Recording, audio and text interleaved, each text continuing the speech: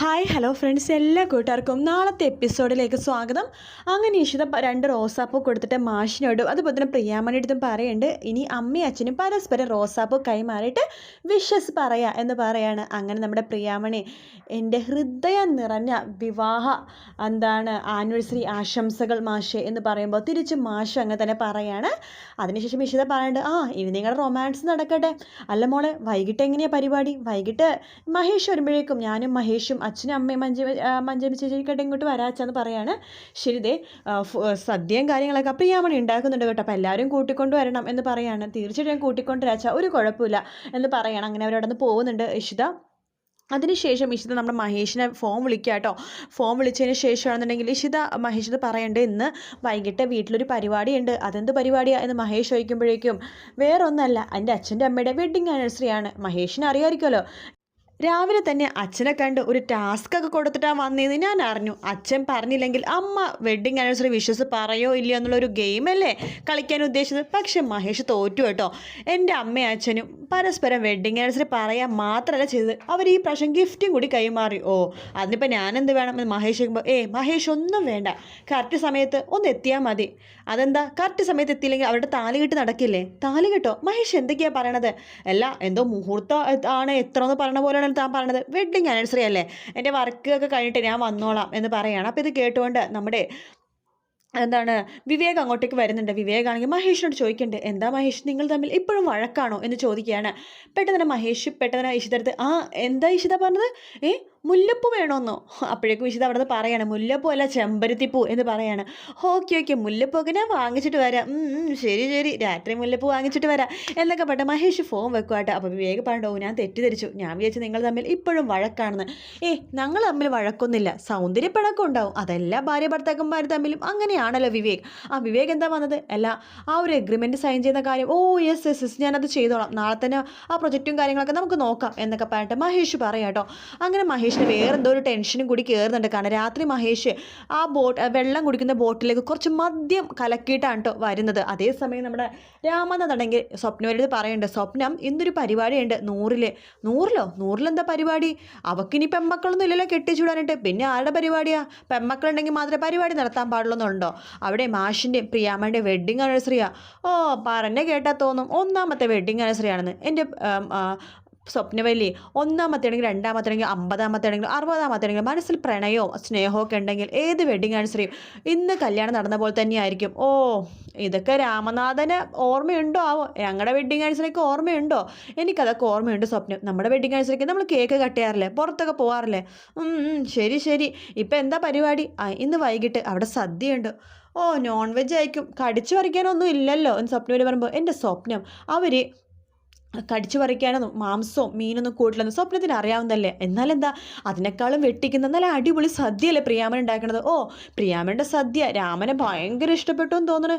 സത്യം പറയാലോ, നല്ല സദ്യയാണ്. പായസമൊക്കെ നല്ല സൂപ്പറാണ്, ചായയാണെങ്കിൽ സൂപ്പർ. അപ്പോൾ രാമനെ ഞാൻ ഉണ്ടാക്കണേക്കാളും ഇഷ്ടം അവൾ ഉണ്ടാക്കുന്നതാണ് ആ പ്രിയാമണിയല്ലേ എൻ്റെ സ്വപ്നം. ഞാൻ അങ്ങനെയല്ല പറഞ്ഞത്, ഒരാളുടെ കൈപുണ്യം അതുണ്ടെന്ന് പറഞ്ഞാൽ ഇപ്പോൾ എന്താ കുഴപ്പം? രാമ, ഞാനൊരു കാര്യം പറയാം, 100-ലേക്കൊന്നും വരാൻ എന്നെ കിട്ടില്ല എന്ന് പറയാണ് സ്വപ്നം. ഞാനാ പറയണത്, ഞാൻ ഗിഫ്റ്റൊക്കെ മേടിച്ച് വെച്ചിട്ടുണ്ട്. അപ്പോൾ പോയി ഗിഫ്റ്റൊക്കെ മേടിച്ചില്ലേ? അല്ല, ഇത് പ്രിയാമണിക്കും മാഷിനുമാണോ രാമനാഥൻ വാങ്ങിച്ചത്, അതോ രാമ വാങ്ങിച്ചത് പ്രിയാമണിക്ക് മാത്രമാണോ? എന്തൊക്കെയാണ് സ്വപ്നം ഈ പറയണത്? അവരുടെ വെഡ്ഡിങ് ആനിവേഴ്സറിക്ക് അവർക്ക് രണ്ടും കൂടി അല്ലേ വാങ്ങിക്കേണ്ടത്? ശരി, ഞാൻ വരാൻ എനിക്ക് താല്പര്യമൊന്നുമില്ല എന്ന് പറയാം കേട്ടോ. അതിനുശേഷം മഞ്ജരി ഇങ്ങനെ കുത്തി കൊടുക്കുകയാണ് സ്വപ്നവല്ലിക്ക്. അമ്മ പോകുന്നു കേട്ടോ, അവിടെ പോയിട്ട് എന്തിനാണ് ഇതൊക്കെ വെറുതെ ജാട കാണിക്കലാണെന്നേ എന്ന് പറയുമ്പോൾ, അത് ശരിയാ, എന്നാലും വേണമെങ്കിൽ അമ്മ പോയിക്കോ, അവരൊന്ന് ജസ്റ്റ് എരിപിരി കയറ്റാലോ, നാണം കിട്ടിയിട്ട് തിരിച്ചു വരാലോ. അതിലും കാര്യമുണ്ട്, എന്നാൽ ഞാൻ പോവാം. അമ്മ അവളെക്കാളും അവളെന്തായാലും ഇന്ന് പ്രിയാമണി നല്ല സുന്ദരിയായിട്ടോ അണിഞ്ഞൊരുങ്ങി ആഭരണങ്ങൾ ഫുൾ ഉരുട്ടേക്കും അണിഞ്ഞൊരുങ്ങി നിൽക്കുക. അമ്മ ഒട്ടും വിട്ടു കൊടുക്കരുത്. നല്ല മേക്കപ്പൊക്കെ ചെയ്ത് അമ്മയുടെ ആഭരണങ്ങളെല്ലാം ആയിട്ട് പ്രിയാമണിലേക്കാളും തകർത്ത് പോകണം. കണ്ട അമ്മയുടെ അച്ഛൻ്റെ വെഡ്ഡിങ് ആനിവേഴ്സറി എന്ന് പറയണം, അത് ഞാൻ ഏറ്റവും മോളെ എന്ന് സ്വപ്നവല്ലി പറയാണ്. അങ്ങനെ വൈകിട്ടാവാണ്. ഇഷിതെടുത്ത് രാമനാഥൻ ചോദിക്കേണ്ട, അല്ല മോളെ, മഹേഷ് വന്നിട്ടാണോ നീ വരുന്നത്? അതെ, മഹേഷ് എന്നിട്ട് ഒരുമിച്ച് വരുന്നുള്ളൂ. അല്ല, അച്ഛനും അമ്മയും പോകുവാണോ? ഞങ്ങളൊന്ന് ജസ്റ്റ് പോയിട്ട് വരാം, എന്നിട്ട് ഞങ്ങൾക്ക് ഒരുമിച്ച് പിന്നെ പോവാം.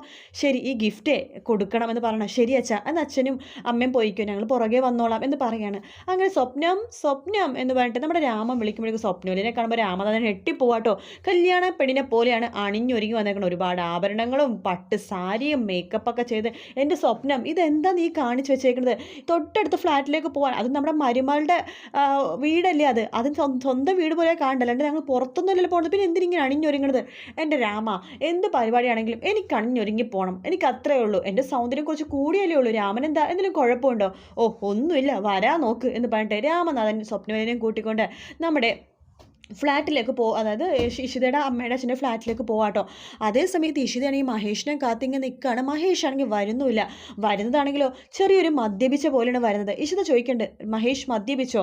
ഞാൻ മദ്യപിച്ചൊന്നും ഇല്ല എന്നൊക്കെ പറഞ്ഞിട്ട് കുറച്ച് തട്ടി കയറുന്നുണ്ട്. ശേഷം വെള്ളം കുപ്പി എടുത്തിട്ട് മേശപ്പുറത്ത് വെക്കുവാണ്. ആ വെള്ളം കുപ്പി കാണുമ്പോൾ തന്നെ ഇഷിതയ്ക്ക് ഒരു സംശയം തോന്നുന്നുണ്ട്, അതിൽ മദ്യം എന്തെങ്കിലും ആണോന്ന്. ഇഷിത മണത്ത് നോക്കുമ്പോൾ ശരിയാണ്, അതിൽ മദ്യമാണെന്ന് മനസ്സിലാവാണ്.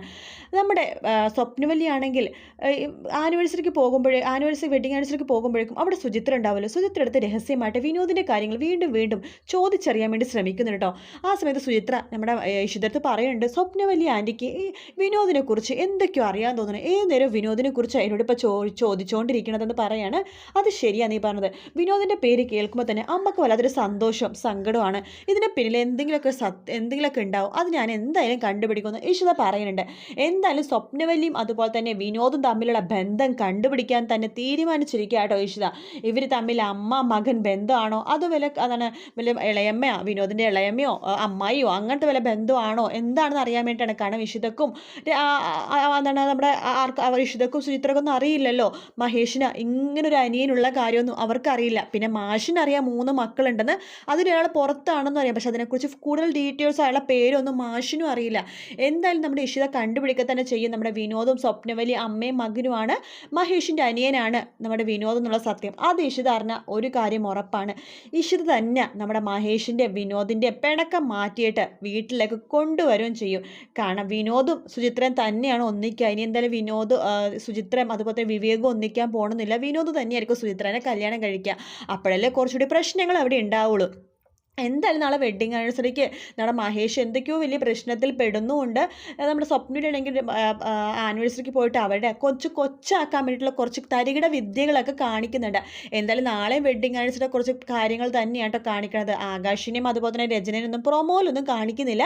എന്തായാലും അവരെ കാണിക്കുമായിരിക്കും. കാരണം നാളെ കഴിഞ്ഞിട്ടുള്ള പ്രൊമോയിൽ ആ ഒരു ആൺകുട്ടി, അതായത് മഹേഷിൻ്റെ ആദ്യത്തെ മോൻ ആരാണെന്നും ആ കുട്ടി എവിടെയാണെന്നും ആ കുട്ടി എന്താണെന്നും ഒക്കെ കാണിക്കുന്നത് നമ്മുടെ വീക്കെൻഡ് പ്രൊമോയിലായിരിക്കും. അപ്പോൾ അതാണ് ഏറ്റവും വലിയ ട്വിസ്റ്റ് എന്ന് പറയുന്നത്. പിന്നെ മാത്രമല്ല ആതിരയുടെ എപ്പിസോഡ് ഇതുവരെ കാണിച്ചിട്ടില്ല. ആതിരനെ തട്ടിക്കളയാൻ വേണ്ടി 2 ഗുണ്ടകളെയൊക്കെ ഏർപ്പാടാക്കിയിട്ടുണ്ടായിരുന്നു നമ്മുടെ അൻസാരി. പക്ഷെ അതിനെക്കുറിച്ചൊരു വിവരവും കിട്ടിയിട്ടില്ല. എന്തായാലും ആ ഭാഗങ്ങളും ഉടനെ തന്നെ കാണിക്കുമെന്ന് പ്രതീക്ഷിക്കാം. വീഡിയോ ഇഷ്ടപ്പെട്ടെങ്കിൽ ലൈക്ക് ചെയ്യുക, സബ്സ്ക്രൈബ് ചെയ്യുക, കമൻറ്റ് ചെയ്യുക. നാളെ രാവിലെ കാണാം. എല്ലാവർക്കും good night, take care, bye bye.